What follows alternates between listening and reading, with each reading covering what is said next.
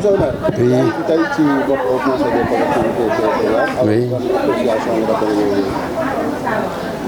Voilà xanaa ñëw accomplir sama devoir de citoyen ci une instance de l'État boo xam ni war nañ ko jox gëddëm ñi seet les nouveaux membres qui vont siéger au conseil.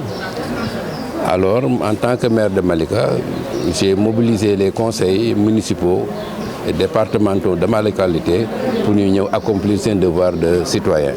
alors wax nañ ko sànq gis nañ situation bi il y a 483 personnes yoo xam ne ñoo inscrits mais soo xoolee taux bi 24 personnes ñoo voté woon depuis 8 heures ba 10 heures alors day wane ne boycott bi def na influence ci vote.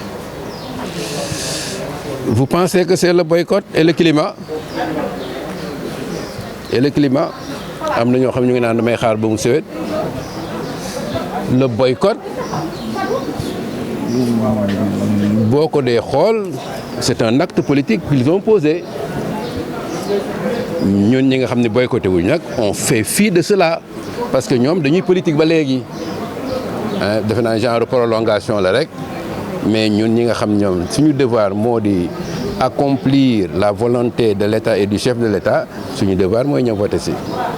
alors wax nañ ko waxaat ko waxati ko HCCT amul njëriñ alors est-ce que tey wax nañu noonu taxul peut-être ñenn ñi jàpp ne dañu war a dissoudre voilà xam nga même le président de la République moom dong du juge nécessaire mu teg ko fi ay réalité mooy tax mu wax ni lii war na fi am te daf fi war a am parce que c'est une instance boo xam ne ñi ci nekk ñoo gën a jigéen population bi ñooñu ils sont mieux à même di dem di rooti di seet li population di soxla ñu koy bind di ko jox président c'est un organe consultatif ça ne lie pas le président mais il mun ay idées pertinentes mën na faa jóge yoo xam ne mën na redresser la barque parce que mun nañu wax ni dans le monde entier on vit des crises institutionnelles on vit des crises programmatiques alors su fekkee ne am na un citoyen lambda boo xam ne ñu ngi ko xeeb au fond de Fongolimbi mu xam loo xam ne président mënu ko xam mais su ko bindee mun na ramener le président à une conscience boo xam ne amu ko woon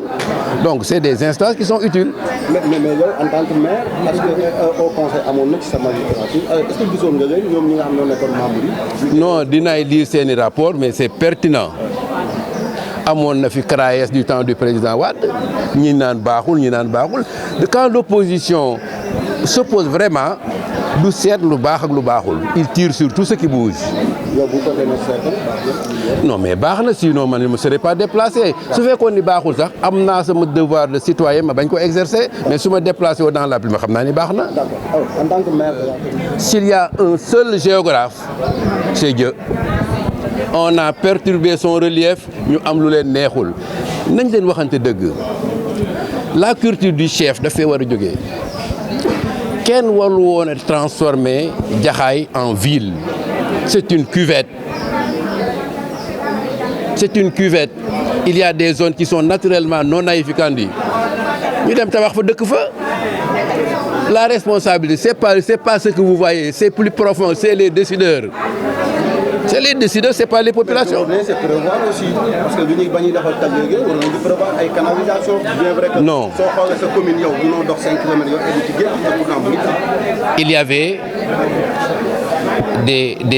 des endroits naturels pour recueillir les eaux et quand il y avait trop plein, il y avait des canaux naturels pour prenez le département de Dakar et le département de Rufisque.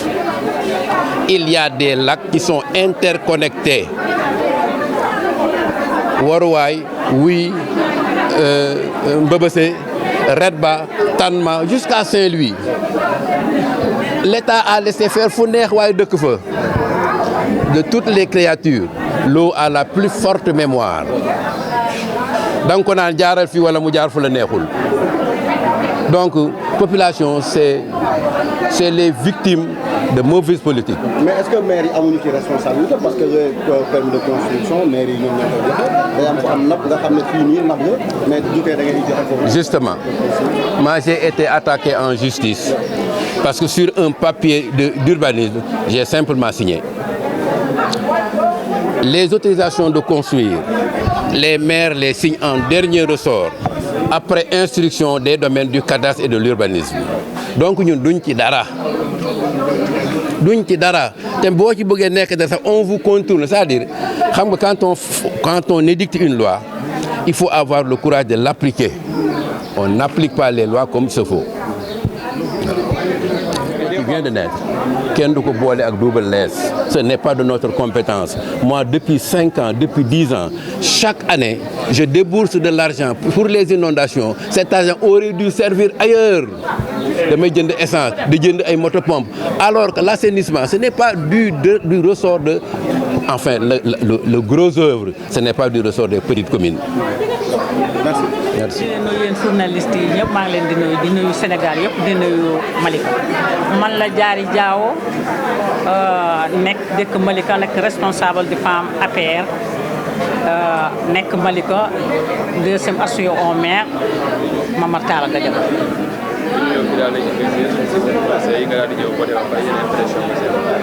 waaw damaa ñëwoon pour woote ndax damaa nekk investir ci biir kii au conseil mu nekk lu ma neex lool nag ndax wax dëgg yàlla li gën a neex moo yëg loo liggéey te yëguñu lay tamit day xaw a métti waaye président Macky Sall jox na ma sama gët comme boole na ma ci investir rek dama ci am kontaan lool di wax ne nag gis naa wot bi moom macha allah am na yaakaar bu baax a baax.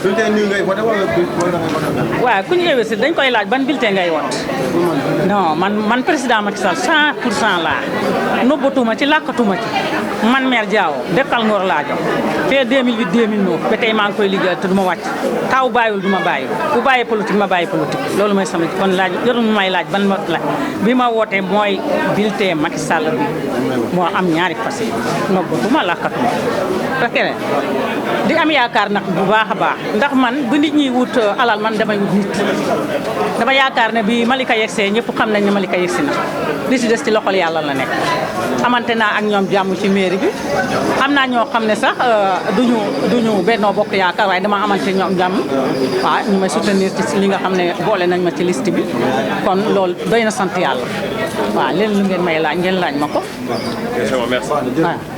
waaw kon maa ngi sant ñëpp di gërëm ñëpp di sant mboole sem ñi fi teew di sant département Kër Massar di wax nag ñi nga xam ne dañ leen investir su soobee yàlla bu nu gañee ak jàmm dañoo bëgg ñu liggéeyal ñu suñu département Kër Massar bii waaw bëgg nañ ko bu baax a baax loolu daal mooy suñu honorable Pape Atoumane Ka ndax li tax am te ma koy taxoo mooy honorable Pape Atoumane Ka moo ma booleeg Mame Talla Gadiaga ci ndigalu président Macky Sall yàgg naa di politique nekkuma woon associé au maire waaye ba nga xamee ne président nee na nañ ànd ak Mame Talla Gadiaga dañoo ànd ak moom dem ci ba jeex nag te nag wax dëgg yàlla li ñu naqadi mooy li ñu ko teelu la xam ku baax la ku am yar ku am teggil ku am yëg-yëg ci doomu aadama asum nag ñun li ñu bëgg ci asum man dama ne asum kenn ku ne am na loo niroo asum kaaba makka bi moom la niroo asum dafa baax ba niroo kaaba bi asum liggéeyam liggéey bu sell la am na yar am na teggal te day liggéey te ay waxam bariwul asum li ñu bëgg président defal ñu ko foo xam ne fii macha allah ñun ñëpp danañ ci gis suñu bopp loolu dañ koy ñaan